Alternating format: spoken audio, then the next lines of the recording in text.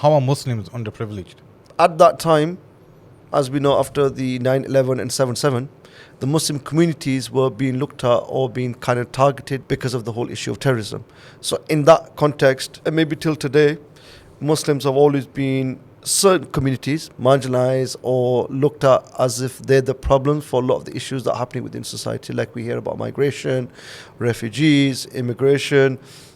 We hear about, so-called Muslims taking people's jobs. But I'm saying deeper context to that was that Muslims are looked at as the minority that was somehow responsible for being anti-UK, anti-British, anti-West. So that voice was springing about quite popular in like 2008, 9, 10, around that time after the terrorism attacks in London. So the UK climate changed for the Muslims. So we, especially in the northern communities, maybe up north, we're kind of in an enclave because we're quite saturated with a lot of Muslims. We may not have felt it as much, but we still felt some of that kind of racial tension and antagonism towards the Muslims after those terrorism attacks.